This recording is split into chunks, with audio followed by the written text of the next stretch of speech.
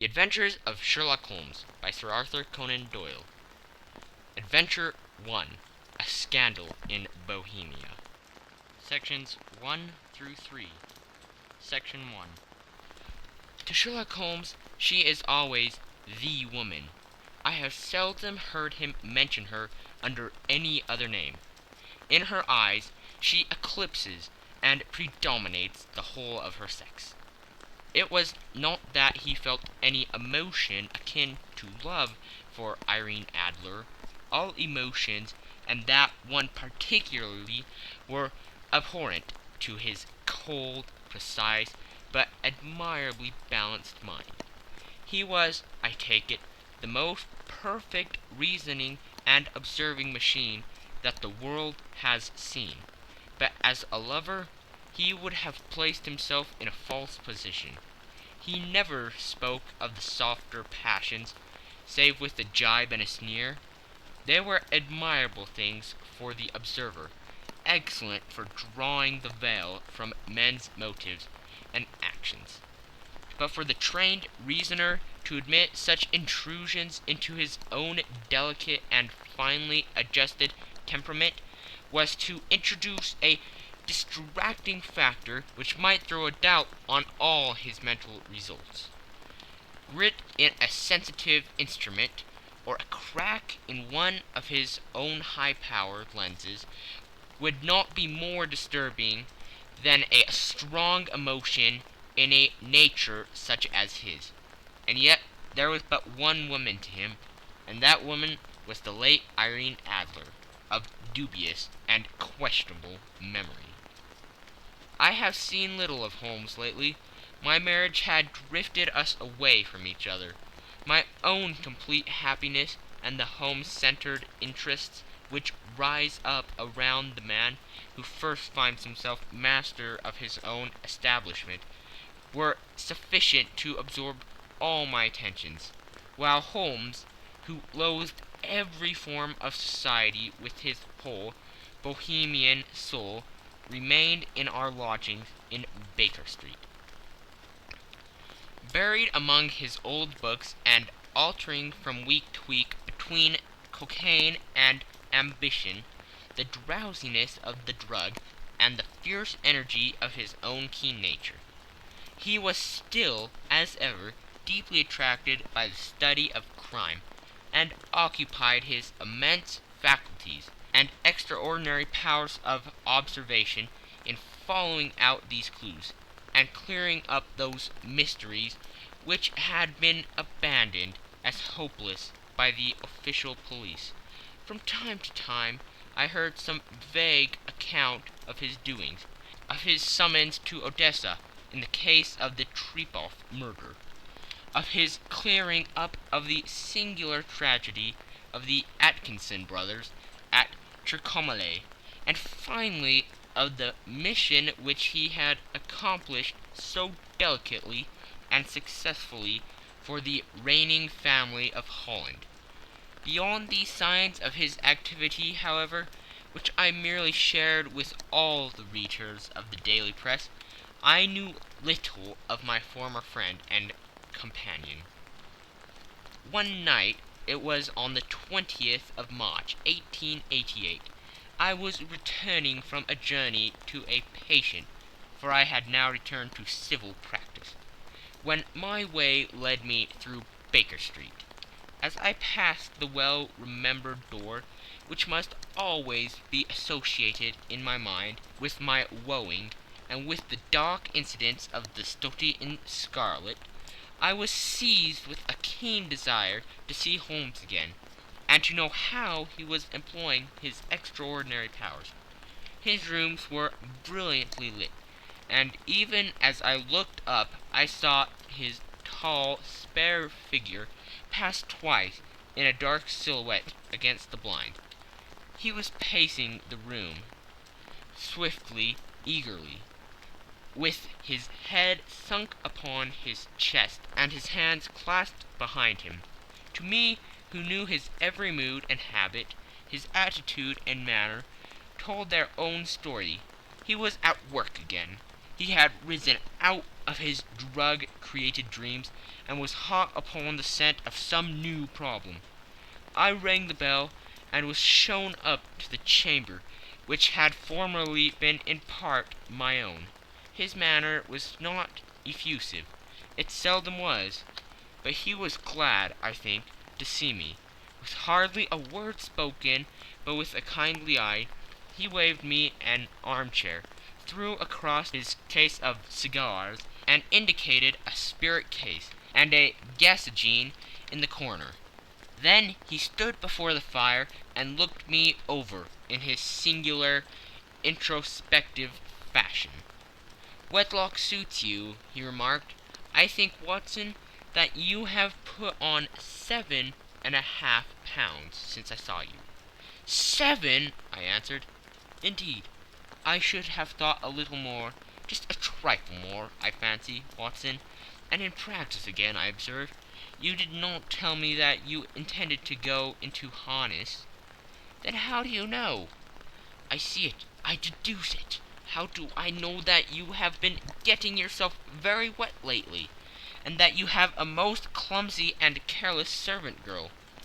"My dear Holmes," said I, "this is too much. You would certainly have been burned had you lived a few centuries ago. It is true that I had a country walk on Thursday, and came home in a dreadful mess, but as I have changed my clothes, I can't imagine how you deduce it. As to Mary Jane, she is incorrigible, and my wife has given her notice. But there again I fail to see how you work it out." He chuckled to himself, and rubbed his long, nervous hands together.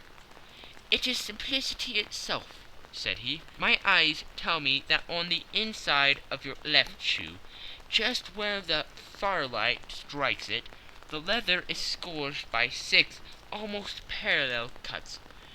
Obviously they have been caused by someone who has very carelessly scraped around the edges of the soles in order to remove crusted mud from it.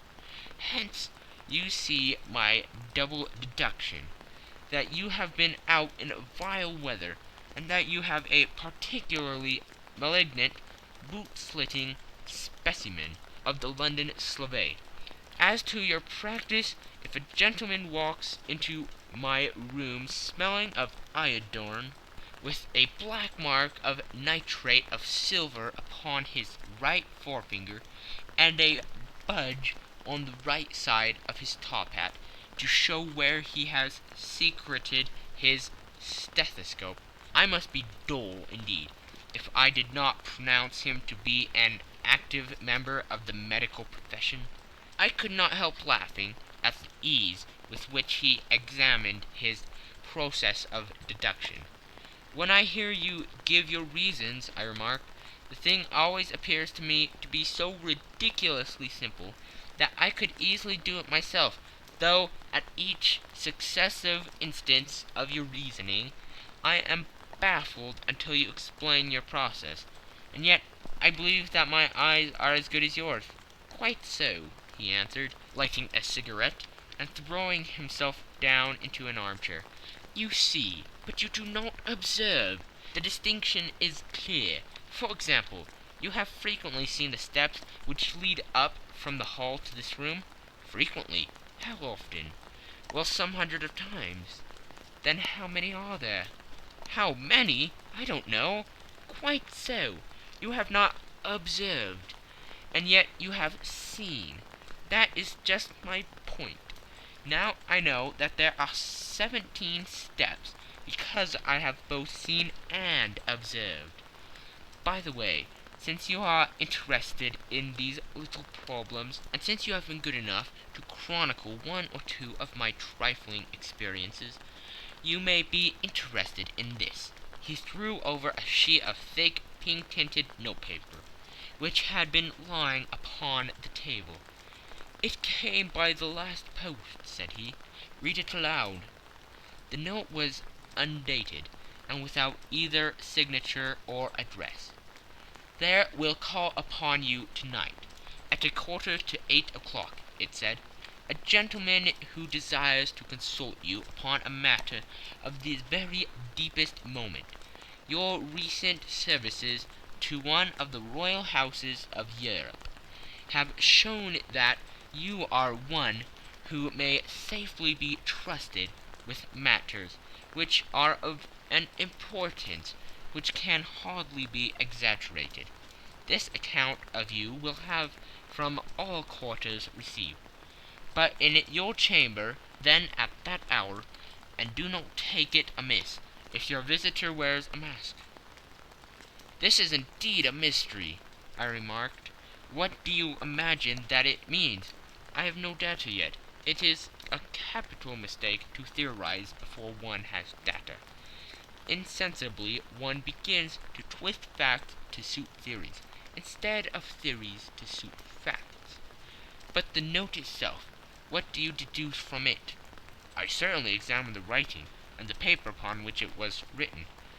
"The man who wrote it was presumably well-to-do," I remarked, endeavoring to imitate my companion's process. "Such paper could not be bought under half a crown a packet. It is peculiarly strong and stiff." "Peculiar, that is the very word," said Holmes. "It is not an English paper at all. Hold it up to the light." I did so, and saw a large E with a small g, a P and a large G with a small t woven into the texture of the paper. "What do you make of that?" asked Holmes. "The name of the maker, no doubt, or his monogram, rather." "Not at all. The G with the small t stands for Gesellschaft, which is German for company. It is a customary contraction like our CO. P, of course, stands for paper. Now for the EG. Let us glance at our continual gazetteer." He took down a heavy brown volume from his shelves. Eglots. Here we are. Egeria. It is in a German-speaking country in Bohemia, not far from Carlsbad, remarkably as being the scene of the death of Wallenstein, and for its numerous glass factories and paper mills. Ha ha, my boy, what do you make of that?" His eyes sparkled, and he sent up a great blue triumphant cloud from his cigarette. "The paper was made in Bohemia," I said. "Precisely. And the man who wrote the note is a German. Do you note the particular contraction of the sentence? 'This account of you we have from all quarters received.' A Frenchman or Russian could not have written that. It is the German who is so unconscious to his verbs. It only remains, therefore, to discover what is wanted by this German, who writes upon Bohemian paper and prefers wearing a mask to showing his face. And here he comes, if I am not mistaken, to resolve all our doubts." As he spoke, there was the sharp sound of horses' hoofs, and the grating wheels against the curb, followed by a sharp pull at the bell. Holmes whistled. "A pair by the sound," said he. "Yes," he continued, glancing out of the window, "a nice little Brahmin, and a pair of beauties, 150 guineas apiece. There's money in this case, Watson, if there is nothing else. I think that I had better go, Holmes." "Not a bit, Doctor. Stay where you are. I am lost without my Boswell, and that promises to be interesting. It would be a pity to miss it. But your client, never mind him. I may want your help, and so may he. Here he comes. Sit down in that armchair, Doctor, and give us your best attention." A slow and heavy step, which had been heard upon the stairs and in the passage, paused immediately outside the door. Then there was a loud and authoritative tap. "Come in," said Holmes. A man entered who could hardly have been less than 6 feet 6 inches in height, with the chest and limbers of a Hercules. His dress was rich with a richness which would, in England, be looked upon as akin to bad taste. Heavy bands of astrakhan were slashed across the sleeves and fronts of his double-breasted coat, while the deep blue coat, which was thrown over his shoulders, was lined with flame-colored silk and secured at the neck with a brooch, which consisted of a single flaming beryl. Boots which extended halfway up his calves, and which were trimmed at the tops with rich brown fur, completed the impression of barbaric opulence, which was suggested by the whole appearance. He carried a broad-brimmed hat in his hand, while he wore across the upper part of his face, extending down past the cheekbones, a black visored mask, which he had apparently adjusted that very moment, for his hand was still raised to it as he entered. From the lower part of the face he appeared to be a man of strong character, with a thick hanging lip, and a long, straight chin suggestive of resolution, pushed to the length of obstinacy. "You had my note?" he asked, with a deep, harsh voice, and a strongly marked German accent. "I told you that I would call." He looked from one to the other of us, as if uncertain which to address. "Pray take a seat," said Holmes. "This is my friend and colleague, Dr. Watson, who is occasionally good enough to help me in my cases. Whom have I the honor to address?" "You may address me as Count von Kramm, a Bohemian nobleman. I understand that this gentleman, your friend, is a man of honor and discretion, whom I may trust with a matter of the most extreme importance. If not, I should much prefer to communicate with you alone." I rose to go, but Holmes caught me by the wrist and pushed me back into my chair. "It is both or none," said he. "You may see before this gentleman anything which you may say to me." The Count shrugged his broad shoulders. "Then I must begin," said he, "by binding you both to absolute secrecy for 2 years. At the end of that time the matter will be of no importance. At present it is too much to say that it is of such weight it may have an influence upon European history." "I promise," said Holmes, "and I—" "You may excuse this mask," countered our strange visitor. "The august person who employs me wishes his agent to be unknown to you, and I may confess at once that the title by which I have just called myself is not exactly my own." "I was aware of it," said Holmes dryly. "The circumstances are of great delicacy, and every precaution has to be taken to quench what might grow to be an immense scandal and seriously compromise one of the reigning families of Europe. To speak plainly, the matter implicates the great house of Armstein Hereditary, Kings of Bohemia." "I was also aware of that," murmured Holmes, setting himself down in his armchair, closing his eyes. Our visitor glanced with some apparent surprise at the rigid, longing figure of the man, who had been no doubt depicted to him as the most incisive reasoner, a most energetic agent in Europe. Holmes slowly reopened his eyes, and looked impatiently at his gigantic client. "If your Majesty would condescend to state your case," he remarked, "I should be better able to advise you." The man sprang from his chair, and paced up and down the room in uncontrollable agitation. Then, with a gesture of desperation, he tore the mask from his face and hurled it upon the ground. "You are right!" he cried. "I am the king. Why should I attempt to conceal it?" "Why, indeed?" murmured Holmes.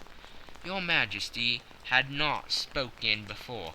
I was aware that I was addressing William Gottrich Sigmund von Armstrong, Grand Duke of Castle Flatzin, and hereditary King of Bohemia." "But you can understand," said our strange visitor, sitting down once more and passing his hand over his high white forehead.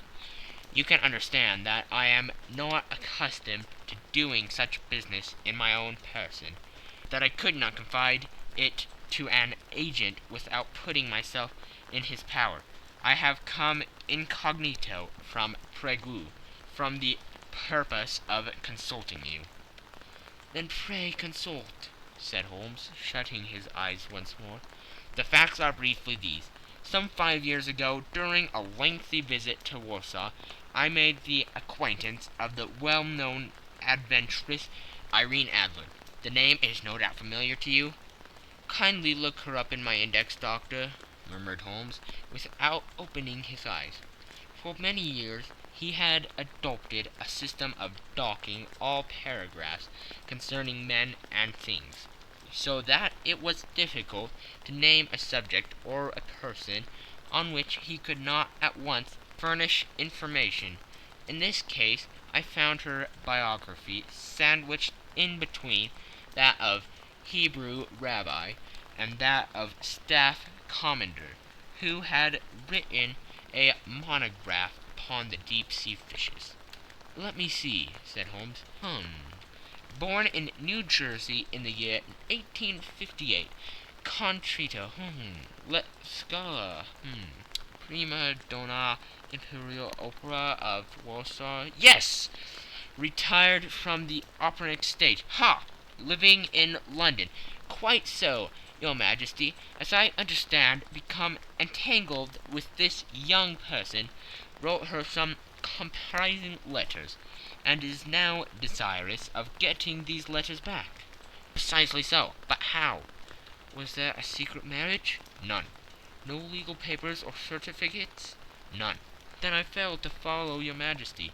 If this young person should produce her letters from blackmailing or other purposes, how is she to prove their authenticity?" "There is writing." Forgery." "My private note-paper." "Stolen." "My own seal." "Imitated." "My photograph." "Bought." "We were both in the photograph." "Oh dear, that is very bad. Your Majesty has indeed committed an indiscretion." "I was mad, insane." "You have compromised yourself seriously." "I was only Crown Prince then. I was young. I am but 30 now." "It must be recovered." "We have tried and failed." "Your Majesty must pay. It must be bought." "She will not sell." "Stolen, then." 5 attempts have been made. Twice burglars in my pay ransacked her house. Once we diverted her luggage when she traveled. Twice she had been waylaid. There has been no result." "No sign of it?" "Absolutely none." Holmes laughed. "It is quite a pretty little problem," said he. "But a very serious one to me," returned the King, reproachfully. "Very indeed. What does she propose to do with the photograph?" "To ruin me." "But how?" "I'm about to be married." "So I have heard." "To Claudia Lorman von Saxe-Montenegrin, second daughter of the King of Scandinavia. You may know the strict principles of her family. She is herself the very soul of delicacy. A shadow of a doubt as to my conduct would bring the matter to an end." "And Irene Adler?" "Threatens to send him a photograph. And she will do it. I know that she will do it. You do not know her, but she has a soul of steel. She has the face of the most beautiful of women, and the mind of the most resolute of men. Rather than I should marry another woman, there are no lengths to which she would not go. None." "You are sure that she has not sent it yet?" "I am sure." "And why?" "Because she has said that she would send it on the day when the betrothal was publicly proclaimed. That would be next Monday." "Oh, then we have 3 days yet," said Holmes with a yawn. "That is very fortunate, as I have 1 or 2 matters of importance to look into just at present. Your Majesty will, of course, stay in London for the present?" "Certainly. You will find me at the Logram under the name of the Count von Kram. Then I shall drop you a line to let you know how we progress. Pray do so. I shall be all anxiety. Then as to money, you have carte blanche. Absolutely. I tell you that I would give one of the provinces of my kingdom to have that photograph. And for the present expenses, the king took a heavy chamois leather bag from under his cloak and laid it on the table. There are 300 pounds in gold and 700 in notes, he said. Holmes scribbled a receipt upon a sheet of his notebook and handed it to him. And mademoiselle's address, he asked, is Brony Lodge, Supretime Avenue, St. John's Wood. Holmes took a note of it. What other question? Said he. Was the photograph a cabinet? It was. Then good night, your majesty, and I trust that we shall soon have some good news for you. And good night, Watson, he added, as the wheels of the Royal Brougham rolled down the street. If you will be good enough to call tomorrow afternoon at 3 o'clock, I should like to chat this little matter over with you. End of Section 1. Section 2. At 3 o'clock precisely, I was at Baker Street, but Holmes had not yet returned. The landlady informed me that he had left the house shortly after 8 o'clock in the morning. I sat down beside the fire, however, with the intention of awaiting him.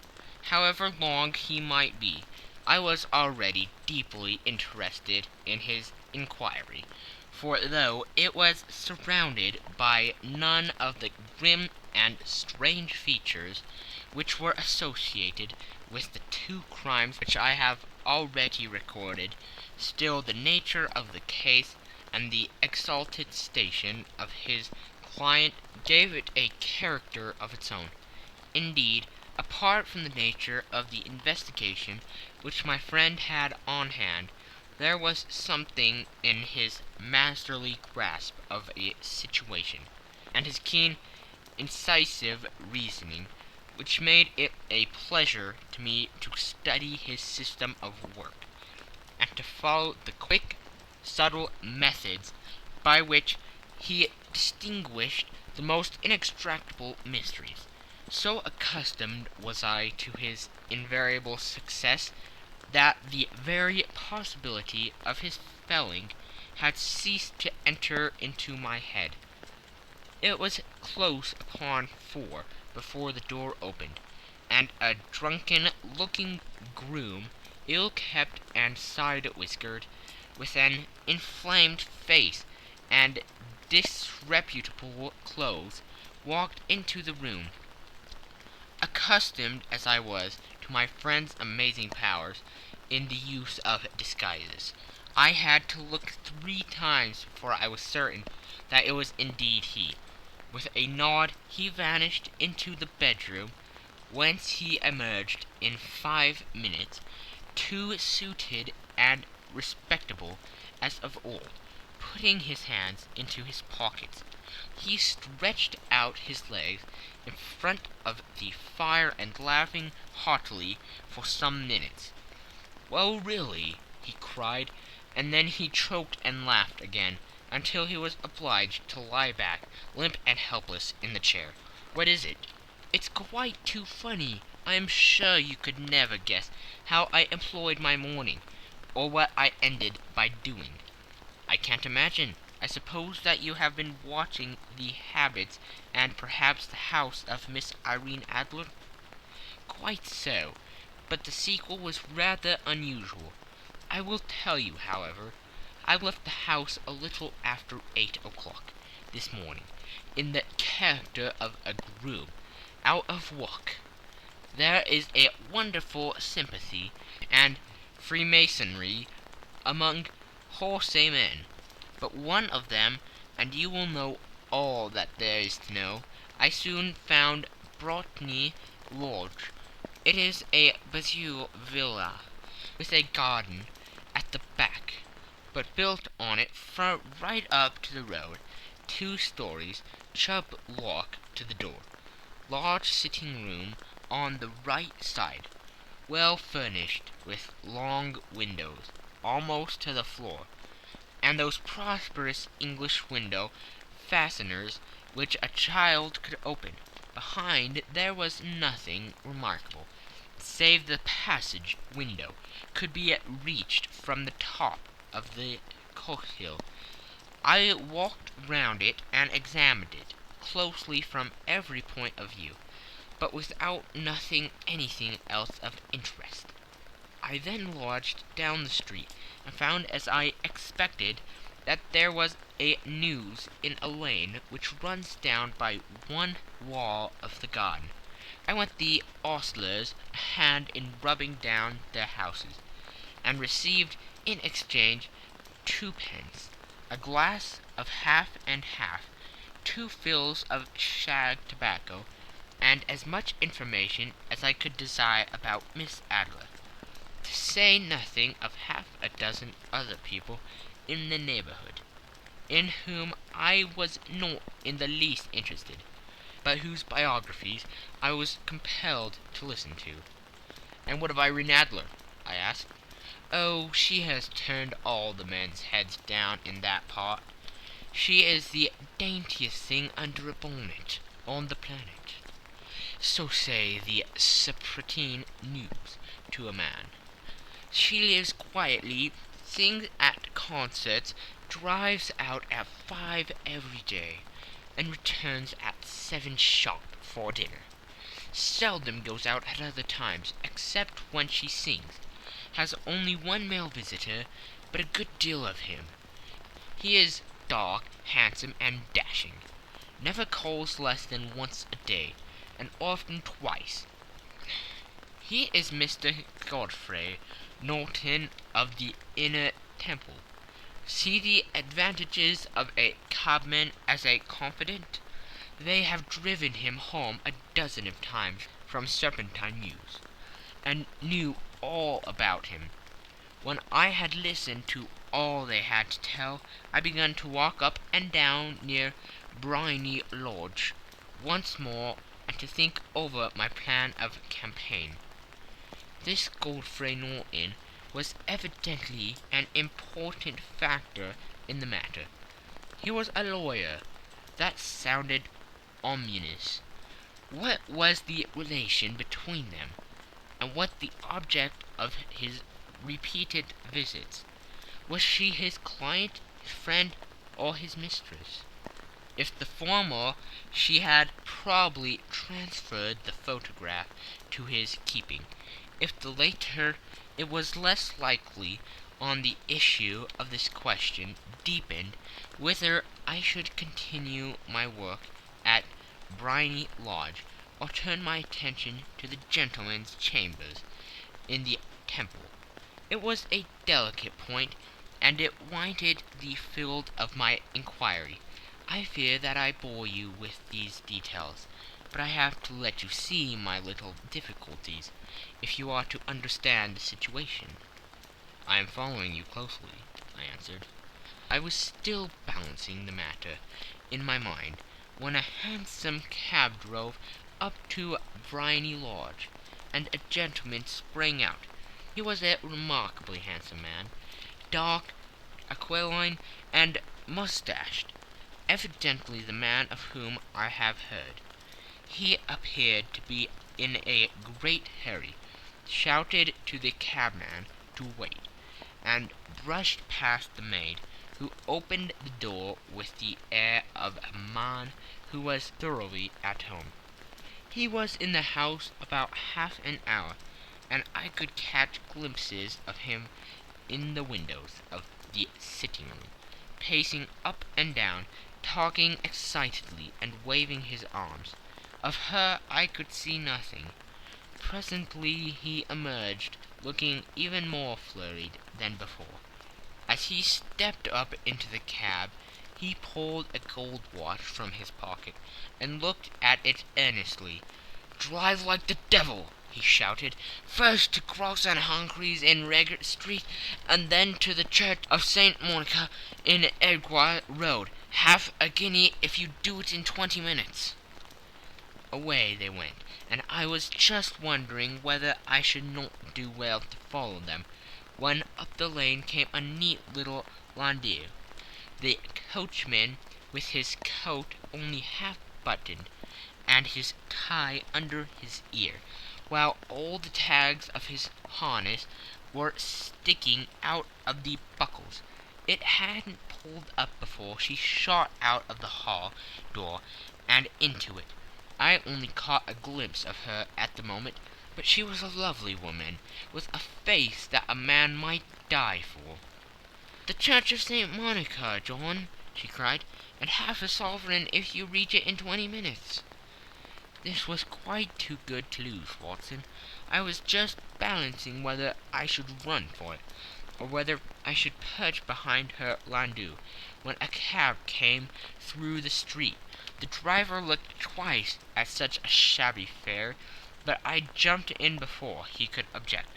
"The Church of St. Monica," said I, "and half a sovereign if you reach it in 20 minutes. It was 25 minutes to 12, and of course it was clear enough what was in the wind. My cabby drove fast. I don't think I ever drove faster, but the others were there before us, the cab and the landau, with their steaming horses, were in front of the door. When I arrived, I paid the man and hurried into the church. There was not a soul there, save the two whom I had followed, and a surpliced clergyman, who seemed to be expostulating with them. They were all three standing in a knot in front of the altar. I longed up the side aisle like any other idler who has dropped into a church. Suddenly, to my surprise, the three at the altar faced round to me, and Godfrey Norton came running as hard as he could toward me. "Hank," he cried, "you'll do. Come, come." "What then?" I asked. "Come, man, come, only 3 minutes, or it won't be legal." I was half dragged up to the altar, and before I knew where I was, I found myself mumbling responses which were whispered in my ear, and vouching for things of which I knew nothing, and generally assisting in the secure tying up of Irene Adler, spinster, to Godfrey Norton, bachelor. It was all done in an instant, and there was the gentleman thanking me on the one side and the lady on the other, while the clergyman beamed on me in front. It was the most preposterous position in which I ever found in my life, and it was the thought of it that startled me into laughing just now. It seems that there had been some informality about their license, that the clergyman absolutely refused to marry them without a witness of some sort, and that my lucky appearance saved the bridegroom from having to sally out into the street in search of a best man. The bride gave me a sovereign, and I mean to wear it on my watch chain in memory of the occasion. "That is a very unexpected turn of affairs," said I. "And what then?" "Well, I found my plans very seriously menaced. It looked as if the pair might take an immediate departure, and so necessity very prompt and energetic measures on my part. At the church door, however, they separated, he driving back to the temple, and she to her own house. "I shall drive out into the park at 5 as usual," she said, as she left him. I heard no more. They drove away in different directions, and I went off to make my own arrangements, which are "some cold beef and a glass of beer," he answered, ringing the bell. "I have been too busy to think of food, and I am likely to be bustier still this evening. By the way, Doctor, I shall want your cooperation." "I shall be delighted." "You don't mind breaking the law?" Not in the least. No running a chance of arrest? Not in a good cause? Oh, the case is excellent. Then I am your man. I was sure that I might rely on you. But what do you wish? When Miss Turner has brought in the tray, I will make it clear to you now, he said, as he turned hungrily on the simple fare that our landlady had provided. I must discuss it while I eat, for I have not much time. It is nearly 5 now. In 2 hours we must be on the scene of action. Miss Irene, or Madame, rather, returns from her drive at 7. We must be at Briony Lodge to meet her. And what then? You leave that to me. I have already arranged what is to occur. There's only one point on which I must insist. You must not interfere, come what may. You understand? I'm to be neutral, to do nothing whatever. There will probably be some small unpleasantness. Do not join in it. It will end in my being conveyed into the house. 4 or 5 minutes afterwards, the sitting-room window will be open. You are to station yourself close to that open window. Yes, you are to watch me, for I have been visible to you. Yes, when I raise my hand, so, you will throw into the room what I give you to throw, and will, at the same time, raise the cry of "Fire!" You quite follow me? Entirely. It is nothing more formidable, he said, taking a long cigar-shaped roll from his pocket. It is an ordinary plumber's smoke rocket, fitted with a cap at either end, to make it self-lighting. Your task is confined to that. When you raise your cry of "Fire!" it will be taken up by quite a number of people. You may then walk to the end of the street, and I will rejoin you in 10 minutes. I hope that I have made myself clear. I am to remain neutral, to get near the window, to watch you, and at your signal to throw this object, then to raise the cry of "Fire!" and to wait you at the corner of the street.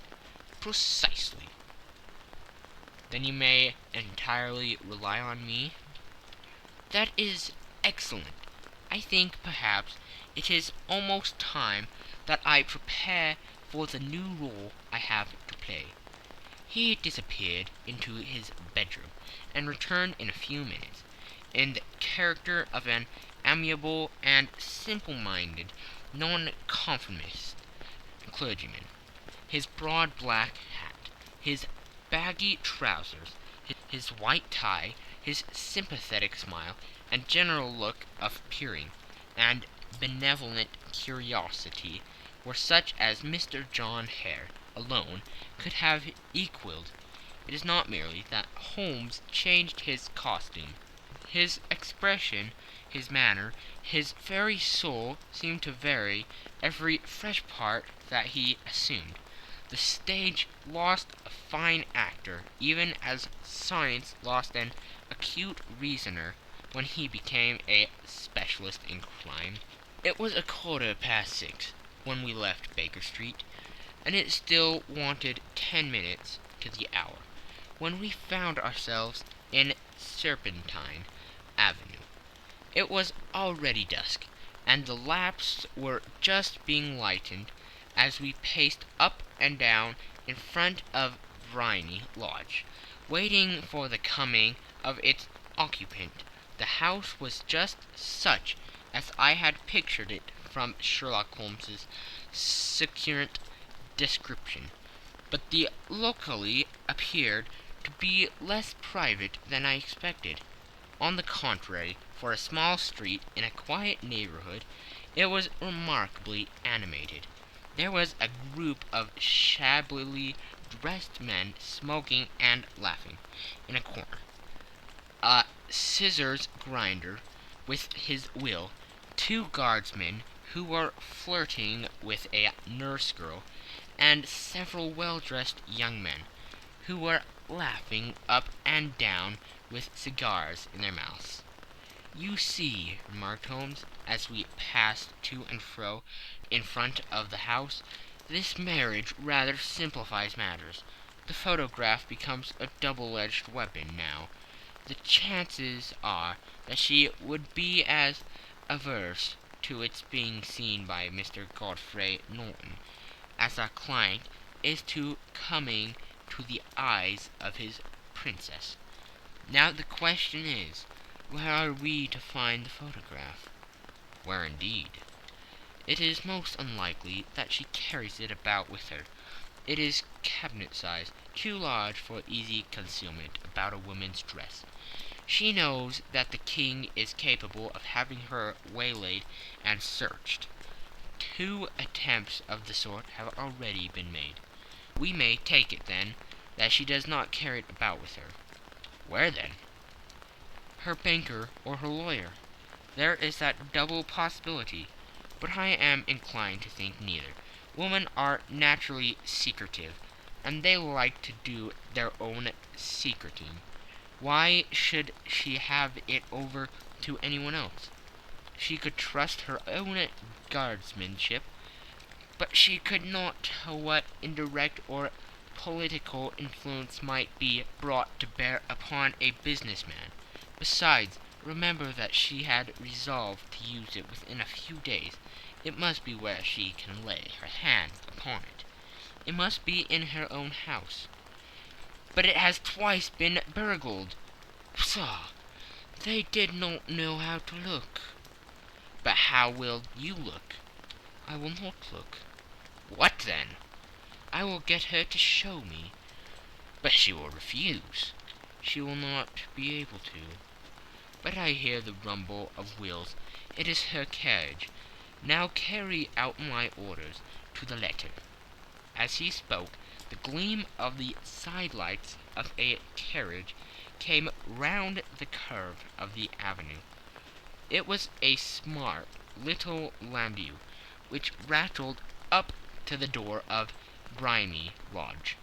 As it pulled up, one of the loafing men at the corner dashed forward to open the door, in the hope of earning a copper, but was elbowed away by another loafer, who had rushed up with the same intention. A fierce quarrel broke out, which was increased by the 2 guardsmen, who took sides with one of the longers, and by the scissors grinder, who was equally hot upon the other side. A blow was struck, and in an instant the lady, who had stepped from her carriage, was the centre of a little knot of flourish and struggling men, who struck savagely at each other with their fists and sticks. Holmes dashed into the crowd to protect the lady, but just as he reached her he gave a cry and dropped to the ground, with the blood running freely down his face. At his fall the guardsmen took their heels in one direction, and the longers in the other, while a number of better-dressed people, who had watched the suffice without taking part in it, crowded in to help the lady and to attend to the injured man. Irene Adler, as I will still call her, had hurried up the steps, but she stood at the top with her superb figure outlined against the lights of the hall, looking back into the street. "Is the poor gentleman much hurt?" she asked. "He is dead," cried several voices. "No, no, there's life in him," shouted another. "But he'll be gone before you can get him to hospital." "He's a brave fellow," said a woman. "They would have got the lady's purse and watch if it hadn't been for him. They were a gang, and a rough one, too.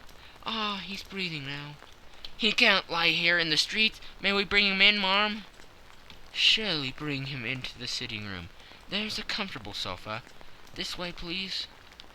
Slowly and solemnly he was borne into the Grimey Lodge, and laid into the principal room, while I still observed the proceedings from my post by the window. The lamps had been lit, but the blinds had been drawn so that I could see Holmes as he lay upon the couch.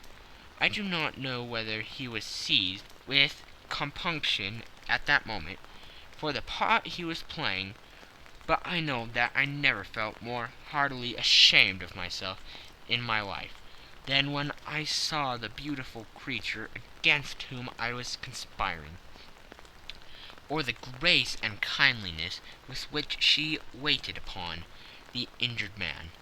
And yet it would be the blackest treachery to Holmes to draw back now from the part which he had entrusted to me. I hardened my heart, and took the smoked rocket from under my ulster. After all, I thought, we are not injuring her. We are but preventing her from injuring another. Holmes had sat up upon the couch, and I saw him mention like a man who is in need of air. A maid rushed across the threshold, opened the window. At the same instant I saw him raise his hand, and at the signal I tossed my rocket into the room, with a cry of "Fire!" The word was no sooner out of my mouth than the whole crowd of spectators, well dressed and ill, gentlemen, ulsters, and servant-maids, joined in the general shriek of "Fire!" Thick clouds of smoke curled through the room, and out those open windows. I caught a glimpse of rushing fingers, and a moment later the voice of Holmes from within, assuring them that it was a false alarm. Slipping through the shouting crowd, I made my way to the corner of the street, and in 10 minutes was rejoiced to find my friend's arm in mine, and to get away from the scene of uproar.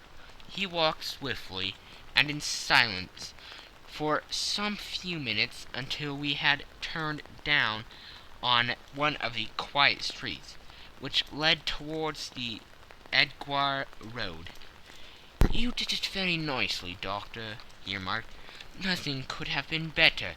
It is all right." "You have the photograph?" "I know where it is." "And how did you find out?" "She showed me, as I told you she would." "I am still in the dark." "I do wish to make a mystery," said he, laughing. "The matter was perfectly simple. You are, of course, saw that everyone in the street was an accomplice. They were all engaged for the evening." "I guessed as much." "Then, when the row broke out, I had a little moist red paint in the palm of my hand. I rushed forward, fell down, clapped my hand to my face, and became a piteous spectacle. It is an old trick." "That also I could fathom." "Then they carried me in. She was bound to have me in. What else could she do? And into her sitting-room, which was the very room which I suspected. It lay between that and her bedroom, and I was determined to see which. They laid me on a couch. I motioned for air. They were compelled to open the window, and you had your chance." "How did that help you?" "It was all important. When a woman thinks that her house is on fire, her instinct is at once to rush to the thing which she values most. It is a perfectly overpowering impulse, and I have more than once taken advantage of it. In the case of the Darlington substitution scandal, it was of use to me, and also in the Arnsworth Castle business. A married woman grabs at her baby, an unmarried one reaches for her jewelry box. Now it was clear to me that Our Lady of today had nothing in the house more precious to her than what we are in quest of. She would rush to secure it. The alarm of the fire was admirably done. The smoke and shouting were enough to shake nerves of steel. She responded beautifully. The photograph is in a recuse behind a sliding panel, just above the right bell pull. She was there in an instant, and I caught a glimpse of it as she half drew it out. When I cried out that it was a false alarm, she replaced it, glancing at the rocket, rushed from the room, and I have not seen her since. I rose, and making my excuses, escaped from the house. I hesitated whether to attempt to secure the photograph at once, but the coachman had come in, and as he was watching me narrowly, it seemed safer to wait. A little over precipitance may ruin all. "And now?" I asked. "Our quest is practically finished. I shall call with the king tomorrow, and with you, if you care to come with us. We will be showed into the sitting room to wait for the lady, but it is probable that when she comes she may find neither us nor the photograph. It might be a satisfaction to His Majesty to regain it with his own hands." "And when will you call?" "At 8 in the morning. She will not be up, so that we shall have a clear field. Besides, we must be prompt, for this marriage may mean a complete change in her life and habits. I must wire to the king without delay." We had reached Baker Street, and had stopped at the door. He was searching his pockets for the key, when someone passing said, "Good night, Mr. Sherlock Holmes." There were several people on the pavement at the time, but the greeting appeared to come from a slim youth in an ulster who had hurried by. "I've heard that voice before," said Holmes, starting down the dimly lit street. "Now I wonder who the deuce that could have been." End of Section 2. Section 3. I slept at Baker Street that night, and we were engaged upon our toast and coffee in the morning, when the King of Bohemia rushed into the room. "You have really got it?" he cried, grasping Sherlock Holmes by either shoulder, or looking eagerly into his face. "Not yet." "But you have hopes?" "I have hopes." "Then come. I am all impatience to be gone." "We must have a cab." "No, my brougham is waiting." "Then that will simplify matters." We descended and started off at once more for Bombay Lodge. "Irene Adler is married," remarked Holmes. "Married? When?" "Yesterday." "But to whom?" "To an English lawyer named Norton." "But she could not love him." "I am in hopes that she does." "And why in hopes?" "Because it would spare your Majesty all fear of future annoyance. If the lady loves her husband, she does not love your Majesty. If she does not love your Majesty, then there is no reason why she should interfere with your Majesty's plan." "It is true, and yet, well, I wish she had been of my own station. What a queen she would have made." He relapsed into a mood silence, which was not broken until we drew up in Serpentine Avenue. The door of Brimary Lodge was open, and an elderly woman stood up the steps. She watched us with a sardonic eye as we stepped from the brougham. "Mr. Sherlock Holmes, I believe," said she. "I am Mr. Holmes," answered my companion, looking at her with a questioning and rather startled gaze. "Indeed, my mistress told me that you were likely to call. She left this morning with her husband by the 5:15 train from Charing Cross for the Continent." "What?" Sherlock Holmes staggered back with the chagrin and surprise. "Do you mean that she has left England?" "Never to return." "And the papers?" asked the king hoarsely. "All is lost." "We shall see." He pushed past the servant and rushed into the drawing-room, followed by the king and myself. The furniture was scattered about in every direction, with the dismantled shelves and open drawers, as if the lady had hurriedly ransacked them before her flight. Holmes rushed at the bell-pull, tore back a small sliding shutter, and plunging in his hand, pulled out a photograph and a letter.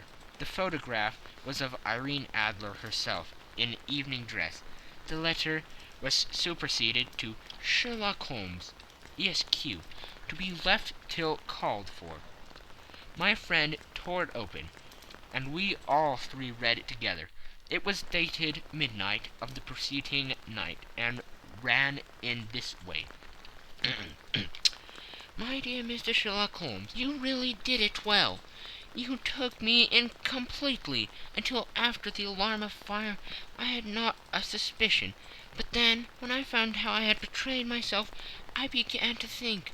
I had been warned against you months ago. I had been told that if the king employed an agent, it would certainly be you, and your address had been given me. Yet, with all this, you made me reveal what you wanted to know. Even after I became suspicious, I found it to think evil of such a dear, kind old clergyman. But you know I have been trained as an actress myself. Male costume is nothing new to me. I often take advantage of the freedom which it gives. I sent John the coachman to watch you, ran upstairs, got into my walking clothes, as I call them, and came down just as you departed. Well, I followed you to your door, and so made sure that I was really an object of interest to the celebrated Mr. Sherlock Holmes. Then I rather imprudently wished you good night, and started for the temple to see my husband. We thought the best resource was flight, when we pursued by so formidable an antagonist. So you will find the nest empty when you call tomorrow. As to the photograph, your client may rest in peace. I love and am loved by a better man than he. The king may do what he will without hindrance from one who he has cruelly wronged. I keep it only to safeguard myself, and to preserve a weapon which will always secure me from any steps which he might take in the future. I leave a photograph which he might care to possess, and I remain, dear Mr. Sherlock Holmes, very truly yours, Irene Norton, née Adler. "What a woman! Oh, what a woman!" cried the King of Bohemia, when we had all three read this epistle. "Did I not tell you how quick and resolute she was? Would she not have made an admirable queen? Is it not a pity that she was not on my level?" "From what I have seen of the lady, she seems indeed to be on a very different level to you, Majesty," said Holmes coldly. "I am sorry that I have not been able to bring your Majesty's business to a more successful conclusion." "On the contrary, my dear sir," cried the king, "nothing could be more successful. I know that her word is inviolate. The photograph is now as safe as if it were in the fire." "I am glad to hear your Majesty say so." "I am immensely indebted to you. Pray tell me in what way I can reward you. This ring—" He slipped an emerald snake ring from his finger and held it out upon the palm of his hand. "Your Majesty has something which I should value even more highly," said Holmes. "You have but to name it. The photograph!" The king stared at him in amazement. "Irene's photograph!" he cried. "Certainly, if you wish it." "I thank your Majesty. Then there is no more to be done in the matter. I have the honor to wish you very good morning." He bowed and turned away without observing the hand which the king had stretched out to him. He set off in my company for his chambers. And that was how a great scandal threatened to affect the kingdom of Bohemia, and how the best plans of Mr. Sherlock Holmes were beaten by a woman's wit. He used to make merry over the cleverness of women, but I have not heard him do it of late. And when he speaks of Irene Adler, or when he refers to her photograph, it is always under the honorable title of the woman. End of section 3. End of the scandal in Bohemia. This is a TB003 production.